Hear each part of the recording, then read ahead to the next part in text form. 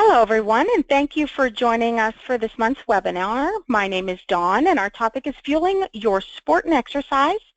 And it's my pleasure to offer this topic, and we will review the different macronutrients, including carbohydrates, proteins, and lipids, and if we have time, some hydration information, as well as discuss the needs for these based on different types of activities.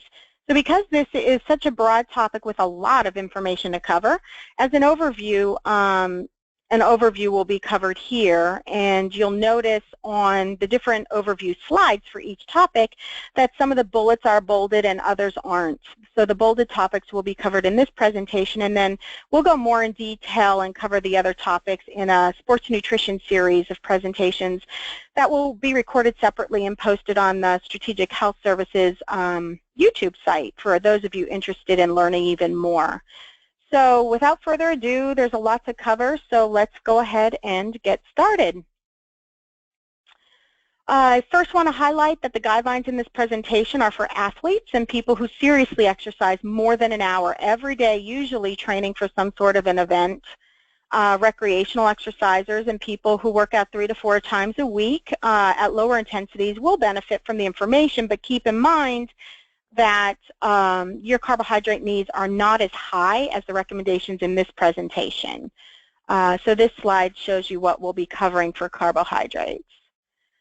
So why are carbohydrates important? They are the main source of energy for the working muscle, especially at high intensities. Now, glucose is the simplest form of carbohydrate, and it's what our cells use. And during intense exercise, such as running or cycling, carbohydrates are the predominant fuel. Now, at lower intensities, such as jogging, carbohydrates contribute about 50% of the fuel, and only at a light activity, such as walking, is when fat is the predominant fuel. Now, this is because fat takes longer to be broken down for energy in the body compared to carbohydrates, and it can't keep up with the demands of muscles during higher intensity activities.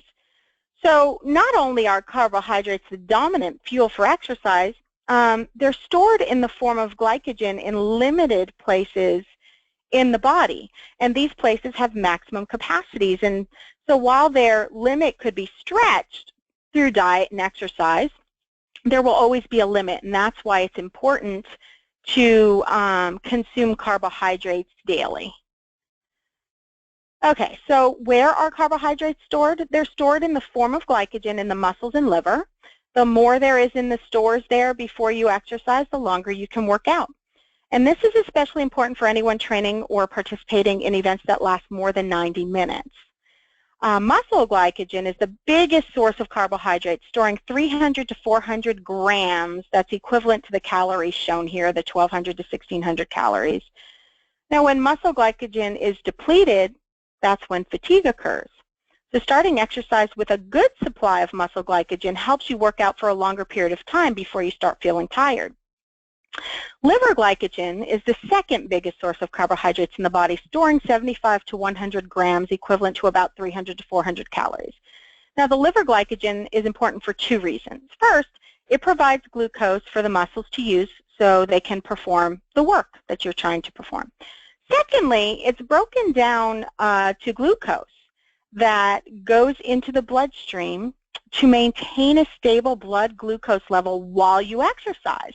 So if your liver glycogen is low and it's unable to keep your blood glucose level stable, you may end up with low blood sugar or hypoglycemia. And those symptoms include feeling uncoordinated or lightheaded, unable to concentrate, or in exercise terms, you may crash, meaning you may not be able to continue.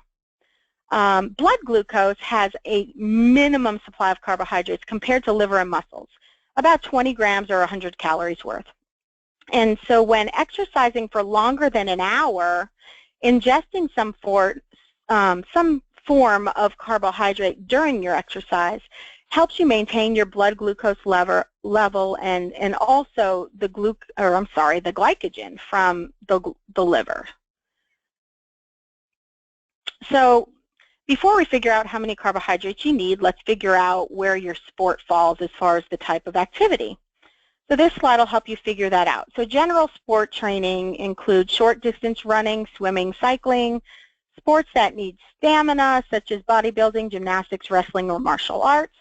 Then you've got your stop-and-go sports that they're intermittent but high intensity, such as football, basketball, soccer, and tennis. You've got your endurance sports, which require maintaining activity at a moderate intensity for an extended period of time. And then you've got your ultra-endurance sports, which last more than 4 hours and could be a marathon, an extra long-distance cycling race, an Ironman, an Ironwoman, those types of things. So how many carbohydrates does an athlete need? Well, while carbohydrate recommendations for the general public is set as a percentage of total calorie intake, for example, 50 to 60% for athletes, it's much easier and more appropriate to know how much you need in terms of carbohydrates in grams per kilogram of body weight instead of percentages. The absolute amount of carbohydrate rather than a percentage in the whole diet is the most important measure for glycogen synthesis and exercise performance. So if you count on percentage, some athletes who don't need as many calories, like gymnasts or dancers, for example, who have low body weight, they can end up with too many carbohydrates. And not only that, it's also easier to count carbohydrate grams than to calculate the percentage of calories. So as a general rule of thumb, all athletes and seriously active people need a good amount of carbohydrates in their diets, even bodybuilders. Now, the amount of carbohydrates varies depending on the type of activity. So from the table here, you can see that carbohydrate needs range from 5 to 10 grams of carbohydrate per kilogram of body weight. So first, you would need to convert your body weight to kilograms from pounds. And to do that, you divide your body weight in pounds by 2.2, and that gives you your body weight in kilograms. To know how many grams you need each day, multiply your weight in kilograms by the average appropriate for your training type. So on here, general training 5 to 7, endurance 7 to 10, ultra endurance more than 11. So here's an example. So someone who weighs 60 kilograms trains for an endurance event, they'll need 7 to 10 grams of carbohydrate per kilogram, which is 420 to 600 grams of carbohydrate a day. Now, it is also important to note that these carbohydrate levels must be accompanied by adequate total energy intake, so not just the carbohydrates. So here are some good sources of carbohydrates. The grains, I think, are obvious. That's your bread, pasta, cereal, oatmeal. The next is your starchy vegetables, such as potatoes, corn, peas, beans. You'll also have your fruit, all varieties, fresh, frozen, canned, dried, fruit juices. And then you've got your milk and your yogurt, which are carbohydrates, but just note that cheese is not. And of course, you have your sugary foods and other sweeteners, such as honey, agave. You want to meet your carbohydrate needs from the other categories less than, more so than this category, the sugars, sweets, and desserts. So to find out how many carbohydrates there are in packaged foods, your best bet is to look at the label, and here's a label, and this is the example we'll use. So when you pick up the package, look at the nutrition facts panel, find out first what your serving size is. On this example, it's 1 bag. Then scroll down and look to find the carbohydrates. The next number should be the grams of carbohydrates in the serving size specified. So the number of sugar grams can give you a general idea of the product is mainly simple or complex carbohydrates, but in terms of carbohydrate needs and fueling your muscles, sugar grams aren't as important. Just focus on the total carbohydrates, and here that's 105 grams.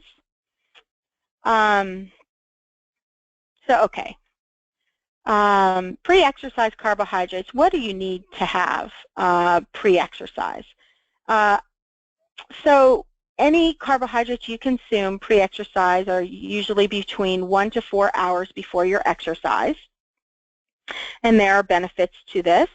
For most athletes, a meal that provides carbohydrates before exercise session is more beneficial than not. Pre-exercise carbohydrates prevent your blood sugar from dropping, top off your glycogen stores, help settle your stomach and help fight hunger pangs during exercise.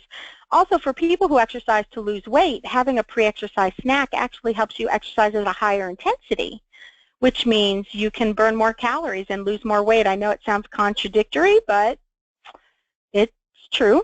Now, carbohydrates intake before morning workouts are especially important because, it's highly recommended to eat something and not exercise on an empty stomach because the liver glycogen stores tend to drop overnight, and that could impair your performance. Now, on the other hand, some athletes might experience discomfort from pre-exercise meals, such as nausea, bloating, heavy stomach, diarrhea, loose stool. This side effect is more likely in athletes that are involved in exercises that cause shaking, like running and the pounding and bouncing. So it's important to know your body. So how many carbohydrates you need before exercise really depends on how far in advance you can eat this meal or snack. The closer your meal is to exercise, the smaller it should be. It's recommended to consume 1 to 4 grams of carbohydrate per kilogram of body weight from 1 to 4 hours before exercise. So for example, if you're eating 1 hour ahead of exercise, stick to 1 gram per kilogram. But if you have 4 hours, then you can tolerate 4 grams of carbohydrate per kilogram of body weight. So let's move on to carbohydrates during exercise. So consuming carbohydrates during exercise is needed if your session is going to last more than an hour, like this guy here running out in the middle of nowhere on this slide. There are many benefits to consuming carbohydrates during the workout. It helps you run faster and for a longer period of time. It helps you sprint harder at the end, which is important for cycling, running, triathlon races, etc. But it also helps maintain a stable blood glucose level during exercise. And for the stop-and-go athletes, it helps to improve their performance as well.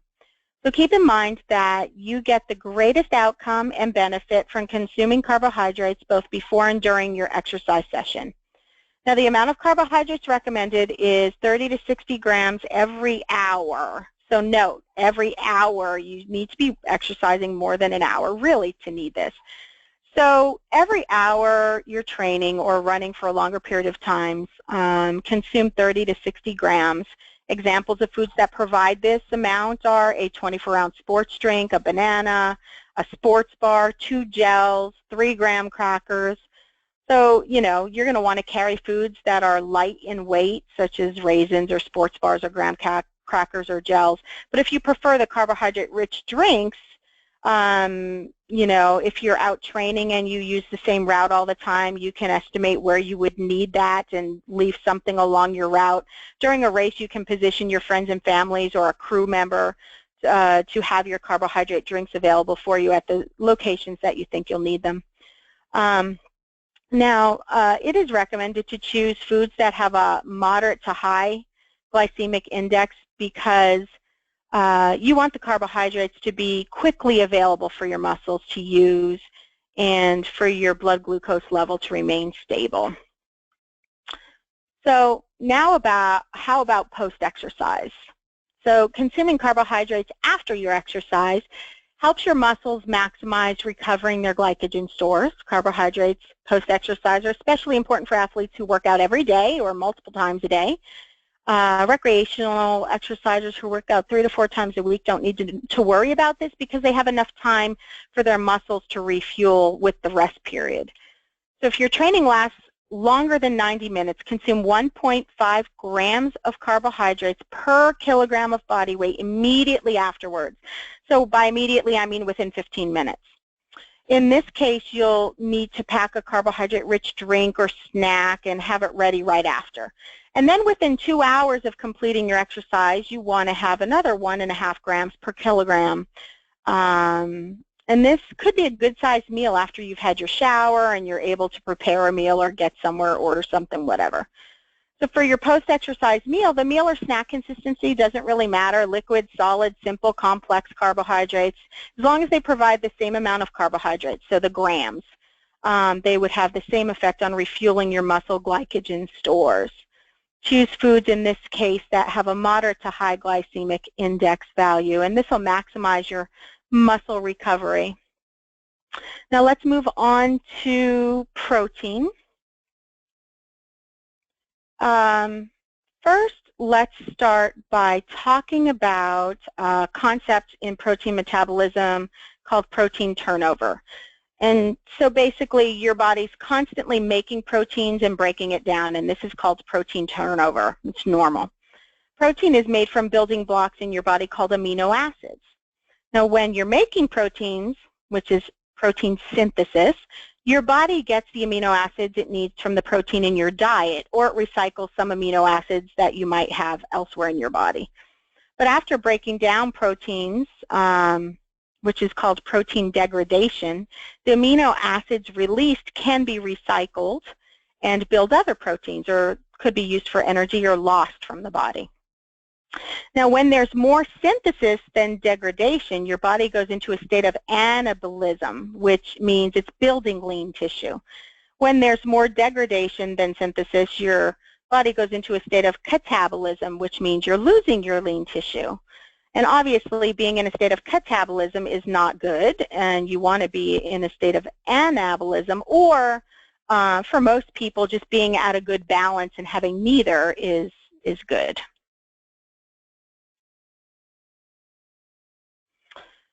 So what is the role of protein? Well, when your body makes protein, it doesn't just make muscle. Protein is needed for your hair, your nails, your hormones, your immune system, replacing red blood cells. These are all roles of protein in your body. But for athletes and people who exercise at high intensities, protein has additional roles.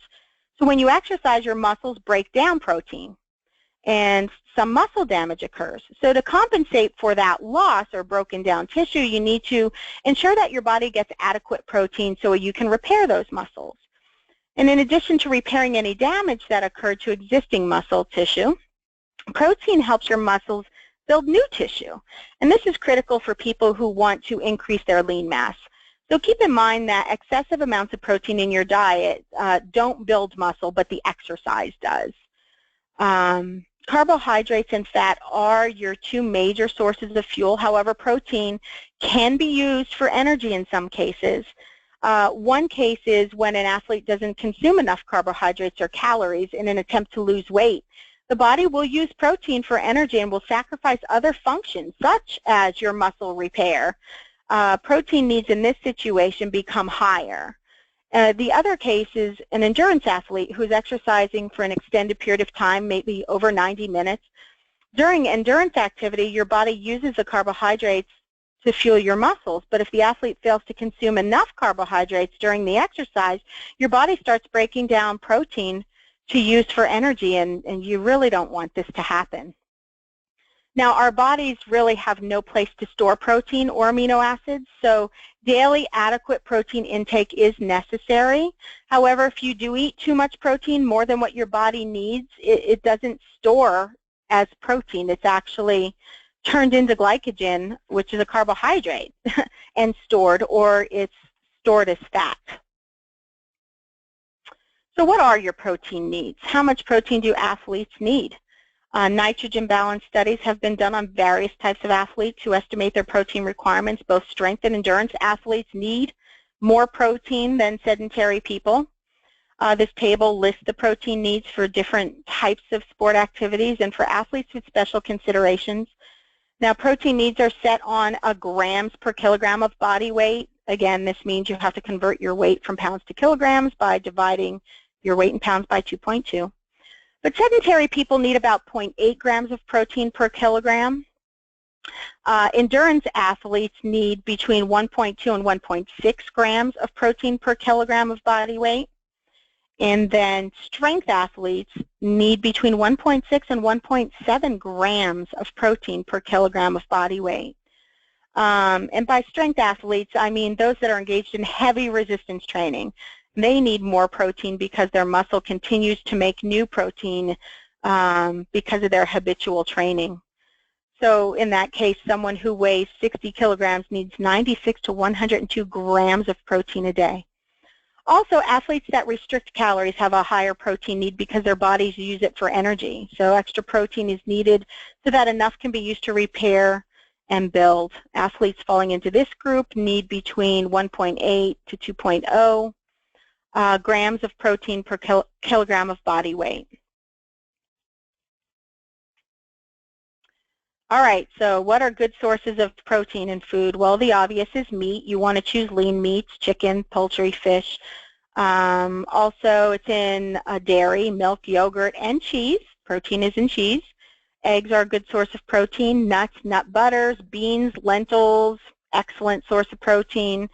Tofu, if you like that sort of thing. So do you need to eat or drink protein right after exercise? Would protein help with the recovery process? Well, while protein may not help with glycogen, a snack that provides a small amount of protein helps boost muscle repair and synthesis of new muscle tissue after endurance or resistance exercise. In fact, protein immediately before acute resistance exercise is more important than afterwards to stimulate muscle to make new protein or gain the muscle mass. Now, what about post-exercise protein? What do you need for recovery? Well, there's no evidence to show that you need a lot immediately after an endurance activity. Eat 0.1 to 0.2 grams of protein per kilogram of your body weight. For athletes who do resistance activity, consume the same amount whether immediately before or after. For someone who weighs 60 kilos, that's about 6 to 12 grams of protein, which is easily gotten from a cup of low-fat chocolate milk or 2 ounces of cheese. It's not a lot. Now, after resistance training and supplying the above amount of protein for your muscles, they experience a boost and help make a lot of new tissue. But this boost only lasts 1 to 2 hours. So eating 0.1 to 0.2 grams of protein per kilogram every 2 hours will bring that boost back up and really optimize your muscle growth and body and build up. Actually, eating small doses of protein repeatedly after exercise is more efficient in terms of muscle building than eating one excessive amount right after your workout. Okay, so let's talk about fats and the role and what's recommended. So how much fat do athletes need? Well, the recommendation for athletes is the same for non-active people, about 20 to 35% of your total calories. Another recommendation is 1 gram of fat per kilogram of body weight. Keep in mind that balance of nutrients, all the carbs, fats, proteins, everything. Most endurance athletes, such as runners and cyclists, consume diets that meet these needs. Athletes practicing sports where appearance is important, such as gymnasts and figure skaters, are at risk for not consuming enough fat. And there's no benefits, no performance benefits found from diets with less than 15% of their calories coming from fat.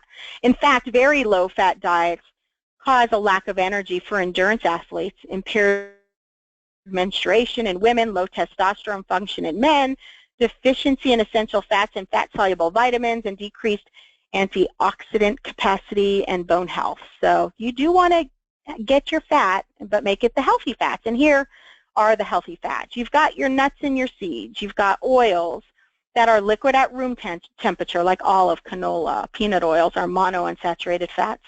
If you like margarine, choose something that is trans fat-free. Olives and avocados are great. Fatty fish is a great source of omega-3s. Aim for about 2 3-ounce servings of some fatty fish a week. Salmon is great, tuna. What do you want to limit? Well, limit fatty meats like bacon, sausage, hot dogs, bologna, the skin of chicken.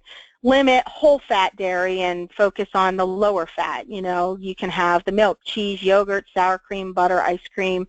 All of those are, you know, you want to limit. Butter and lard are saturated fats. You want to limit that. Vegetable shortenings.